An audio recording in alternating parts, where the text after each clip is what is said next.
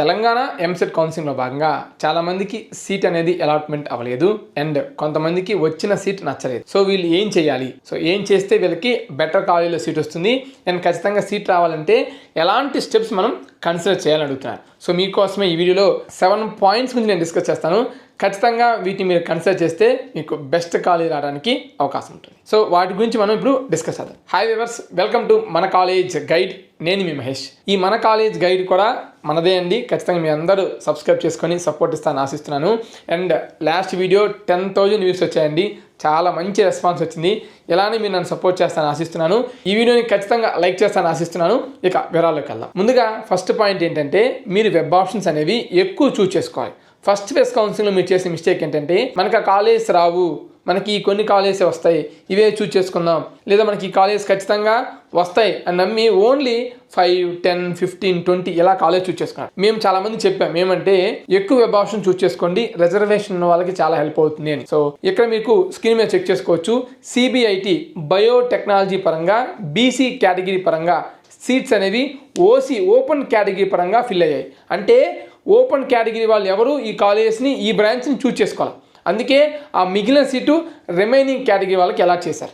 So same అంతే ఉంటుందండి. BC కానీ ఎస్సీ కానీ ఎస్టీ కానీ వాళ్ళ సీట్స్ ఖాళీగా ఉంటే ఓపెన్ కేటగిరీ కింద ఫిల్ చేస్తారు. అండ్ అదేవిధంగా వాళ్ళ సీట్స్ ఫిల్ అయ్యి ఓపెన్ కేటగిరీ కింద ఎవరు అప్లై చేసుకోకపోతే అప్పుడు కూడా ఆ సీట్స్ని ఓపెన్ కేటగిరీ పరంగా ఫిల్ చేస్తారు. ఈ పాయింట్ గుర్తుపెట్టుకోండి. మీకు ఏ కాలేజీలో సీట్ అలాట్మెంట్ అవ్వనట్లయితే ఖచ్చితంగా అన్ని కాలేజీని చూస్ చేసుకోండి. వాటి గురించి మనం డిస్కస్ చేద్దాం. సెకండ్ పాయింట్ ఏంటంటే మీరు టీఎస్ ఎంసెట్ అఫీషియల్ వెబ్సైట్కి వెళ్ళిన తర్వాత మీరు ఎక్కడైతే వెబ్ ఆప్షన్స్ పెట్టుకున్నారో ఆ వెబ్సైట్లో కాలేజ్ వైజ్ అలాట్మెంట్ అని ఉంటుంది. మీకు ఇక్కడ చూపిస్తాను చూడండి స్క్రీన్. ఇలా ఉంటుంది. ఇలా ఉన్నప్పుడు అది క్లిక్ చేసి మీకు ఏ కాలేజ్ కావాలి, ఆ కాలేజీలో ఆ బ్రాంచ్కి ఎన్ని సీట్స్ ఫిల్ అయ్యాయని చెక్ చేసుకోండి. సో మీరు అలా అయితే ఇంతకుముందు ఫస్ట్ పాయింట్ చెప్పినట్టుగా ఏ కేటగిరీ పరంగా ఏ కేటగిరీ ఫిల్ అయిందో చెక్ చేసుకున్నారు కదా, అలానే సెకండ్ పాయింట్ మీరు చెక్ చేసుకోవాల్సింది అక్కడ ఎన్ని సీట్స్ ఫిల్ అయ్యాయి. కిందకు వస్తే 90 సీట్స్ ఫిల్ అయ్యాయి, 92 సీట్స్ ఫిల్ అయ్యాయని వస్తుంది. సో వాటి తర్వాత ఇన్స్టిట్యూషన్ యొక్క ప్రొఫైల్కి వెళ్ళండి.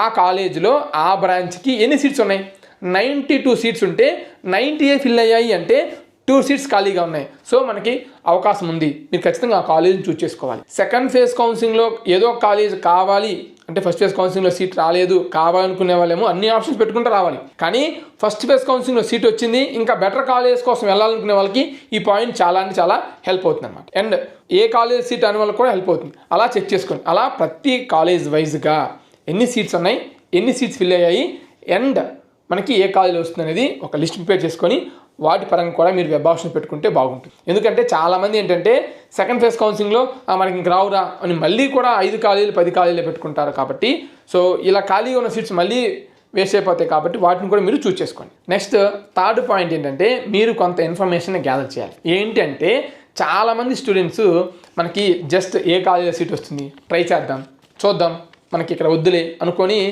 జస్ట్ ఎంసెట్ కౌన్సిలింగ్ అటెంప్ట్ చేసి ఉంటారు. వాళ్ళు ప్రజెంట్ ఏంటి వేరే స్టేట్స్కో లేదంటే వేరే యూనివర్సిటీస్కో అది అడ్మిషన్ ఉంటుంది, వాళ్ళు అక్కడే జాయిన్ అవుతారు. కానీ ఓరక ట్రయల్ కోసం వచ్చి ఇక్కడ టీఎస్ ఎంసెట్లో పార్టిసిపేట్ చేశారు. అలాంటి ఇన్ఫర్మేషన్ మీకు వస్తే అలాంటి కాలేజ్లో మీరు చూస్ చేసుకోవచ్చు.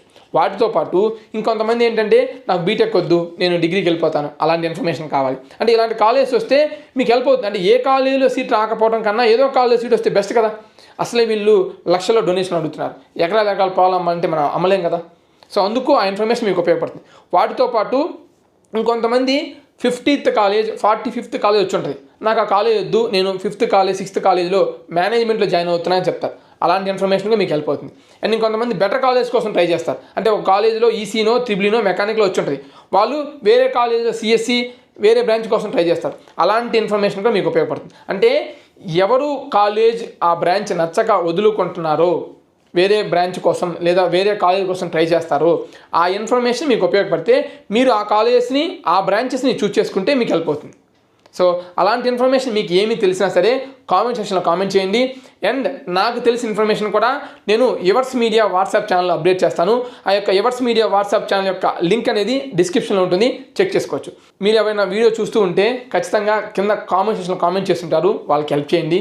మీకు తెలిసిన ఇన్ఫర్మేషన్ని వాళ్ళకి షేర్ చేయండి, వాళ్ళకి మీరు హెల్ప్ చేసిన వాళ్ళు అవుతారు. ఫోర్త్ పాయింట్ ఏంటంటే మీరు కింద డిస్క్రిప్షన్లో ఉన్న కామెంట్స్ని చెక్ చేయండి. సో ఖచ్చితంగా అందరూ కామెంట్ చేస్తారు. మనందరం ఒకరు సపోర్ట్ చేసుకుంటేనే బెటర్ కాలేజ్ సీట్ అవడానికి అవకాశం ఉంటుంది. కాబట్టి ఎందుకు సీట్స్ మిగిలిపోయి ఆ సీట్స్ని మళ్ళీ మేనేజ్మెంట్ కోటా కింద వాళ్ళు సేల్ చేసుకోవడం తప్ప ఏముండదు. అందుకు మీరందరూ కామెంట్స్ని చెక్ చేస్తూ ఉండండి. సో మీరు ఖచ్చితంగా ఎవరైనా కామెంట్ పెడితే వాళ్ళకి మీరు రిప్లై ఇవ్వండి. అండ్ అదేవిధంగా వాళ్ళు ఏం కామెంట్స్ పెడుతున్నా కూడా చెక్ చేసుకుంటూ ఉండండి. ఓకేనా, ఇది మీకు చాలా హెల్ప్ అవుతుంది. 5th పాయింట్, మీకు ఏ కాలేజీలో సీట్ రానట్లయితే మీరు కొంచెం బ్రాంచ్ కానీ కాలేజ్ కానీ కాంప్రమైజ్ అవ్వండి. అంటే మీకు కాలేజ్ రాలేదు అంటే మీరు 10 కానీ 20 కానీ ఇలా ఆప్షన్స్ పెట్టుకుంటారు. అంటే మీకు ఆ 10 కాలేజెస్లో 20 కాలేజెస్లో మీకు సీట్ వచ్చి ఉండదు. సో ఇంకొన్ని ఆప్షన్స్ పెట్టుకుంటే మీకు వచ్చేది. కాబట్టి కొంచెం కాంప్రమైజ్ అవ్వండి. బ్రాంచ్కి కానీ కాలేజీకి కానీ ఓకే మనకి కాలేజ్ రాదు, ఇంకొంచెం ఒక స్టెప్ డౌన్ వచ్చి ఇంకొన్ని కాలేజ్ యాడ్ చేసుకోండి. ఓకేనా, మీకు ఆ పైన కాలేజ్ వస్తే మంచిదే, వాటి తర్వాత ఇంకొన్ని కాలేజ్ యాడ్ చేసుకోండి. నేనేం చెప్తానంటే మీరు 20 కాలేజ్ యాడ్ చేద్దాం అనుకుంటున్నారు, 20 కాలేజ్ మీకు ఖచ్చితంగా వస్తాయి అనుకుంటున్నారు, నా కోసం ఇంకో 20 యాడ్ చేసుకోండి, 40 కాలేజ్ యాడ్ చేసుకోండి. 40 కాలేజెస్లో ఈజీగా 2 to 3 బ్రాంచెస్ లేదా 3 to 4 బ్రాంచెస్ ఉంటాయి. ఈజీగా మంచి ఆప్షన్స్ వస్తాయి. ఇంకా కుదిరితే నాకు ఎక్కువ ర్యాంక్ ఉంది అనుకుంటే మీరు దాదాపు ఒక 200, 250, 350 వెబ్ ఆప్షన్స్ పెట్టుకుంటే మీకు హెల్ప్ అవుతుంది. నాకు తెలిసిన ఇన్ఫర్మేషన్ ఖచ్చితంగా మీకు షేర్ చేస్తానండి. ఇప్పటివరకు నాకు తెలిసిన ఇన్ఫర్మేషన్ ఏంటంటే CBITలో త్రిబుల్ ఒక స్టూడెంట్ వచ్చింది, తనకు ఆల్రెడీ వేరే యూనివర్సిటీలో సీట్ ఉందన్నమాట CSE.